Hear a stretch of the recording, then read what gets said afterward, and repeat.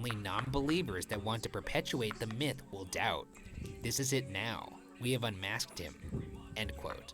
So he's confident, He's very confident. but he's also spent a bunch of money and time on this.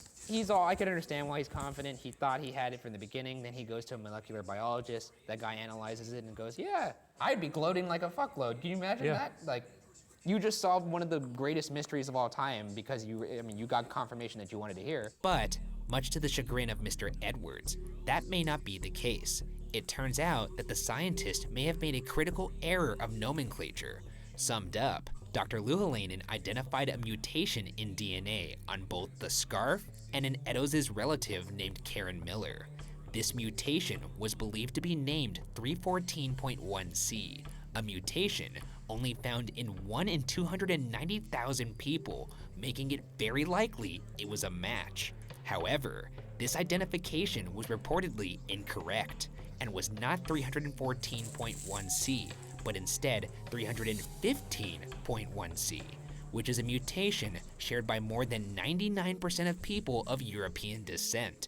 Basically, this DNA could be anyone if true. So it went from being, it's that guy, to it's one of those million people.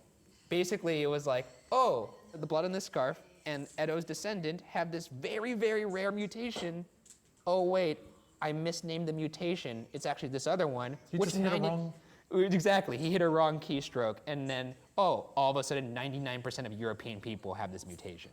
Furthermore, Kosminski's DNA was linked to the scarf using mitochondrial DNA, using a subtype that is far from unique. Sir Alec Jeffreys, who is regarded as the godfather of DNA fingerprinting, has said that this evidence, quote, needs to be subjected to peer review. No actual evidence has yet been provided.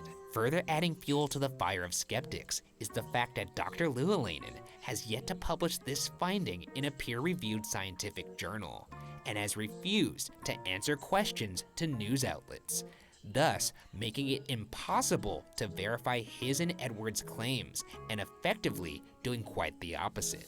How did Edwards react to this? Could you imagine getting the call, this doctor having to pick up the phone and be like, oh fuck. Hello? Remember that scarf I told you was a... Why, yes, the most famous piece of evidence in the world. Yeah, about that. I think my pinky may have hit the 5 when I was trying to hit the 4, and it turns out it's kind of useless and proves nothing. So all that smack you've been talking in the press kind of makes you look like a big fool. I've wasted my life.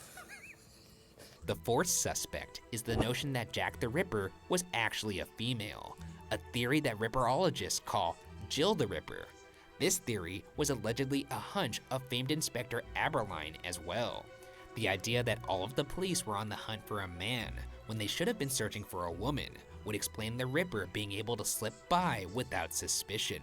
Some have pointed out that a midwife would have sufficient anatomical knowledge, and blood on her clothing would have raised no eyebrows. Though, it should be pointed out that all eyewitness testimony points to a man. I love this theory. I think it makes sense that a woman would be able to, slide through the crowd in a way that all these stupid police, not stupid police, but all these police would be able to, not pick up on it because they're looking for a man with a mustache. Far cry from a midwife covered in blood.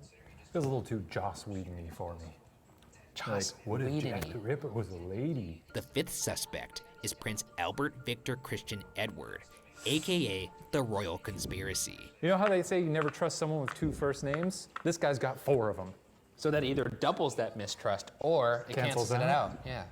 4 names, fuck with me. That's what he said. I'm gonna double it. I'm gonna cancel it out. Okay. This theory is often scoffed at, but is still perpetuated due to its wild popularity.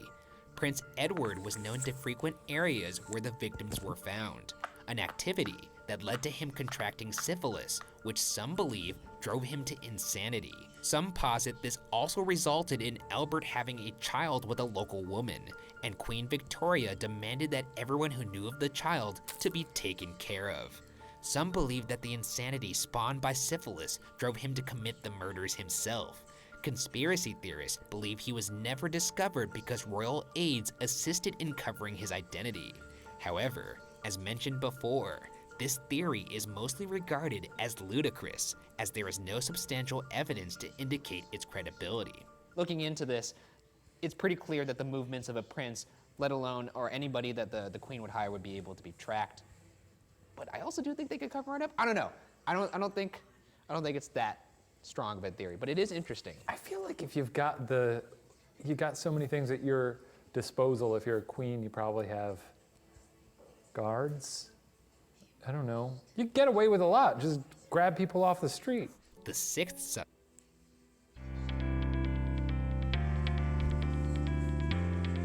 Hi, my name is Maria Munoz, and I am the fashion and lifestyle blogger behind Bella Style Living. I noticed that there is a big community of women who are just like me, who are searching on how to style the latest fashion trends, what mascara is gonna make my eyes pop, do I really need to be wearing retinol right now, and how to keep your kids entertained during the summer. I basically cover it all at Bella Style Living.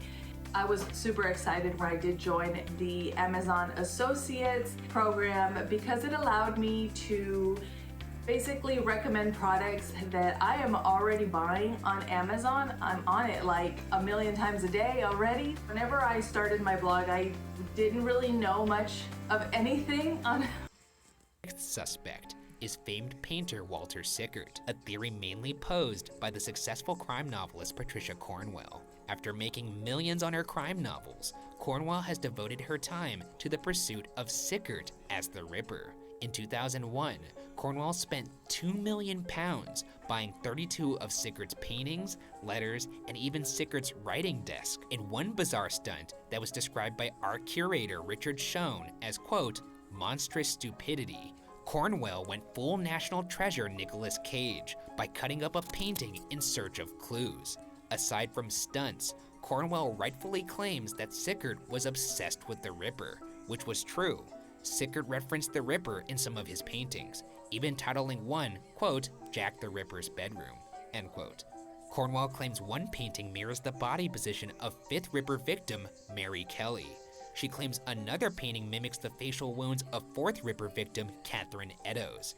There are also reportedly accounts of Sickert cosplaying as Jack the Ripper. You realize this is before cosplay was a thing. I don't even know if Halloween was that big of a thing. Are you kidding me? They had like Carnival, they had Venetian masks, they had a whole You ton of don't weird find shit it back then. strange that a grown man is dressing up as Jack the Ripper for fun. No holiday.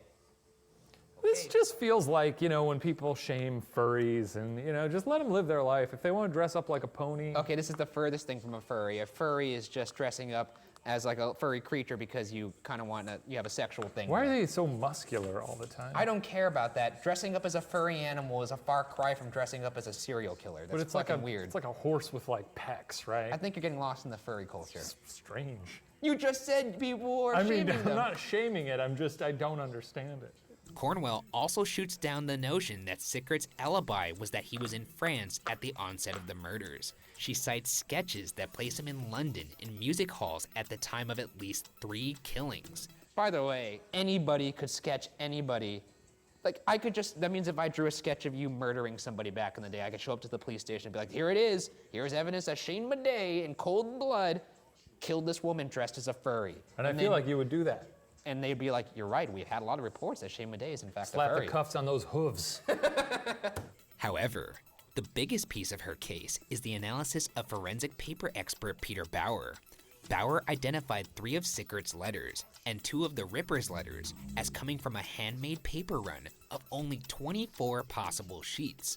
Basically, the odds of both the Ripper and Sickert both writing letters on a batch of paper that only had 24 copies in existence is relatively slim. And while that is undoubtedly compelling evidence, it should be reminded that all of the Jack the Ripper letters are unconfirmed. I think he probably didn't do it, but he is indeed a weirdo. Yeah, he's a weirdo, but I don't think we need to throw him in jail for it. The 7th suspect is Joseph Barnett, who is particularly suspicious as he actually lived with Mary Kelly, the final Ripper victim. In fact, Barnett may have lived in 10 different locations in East London, making him well versed in the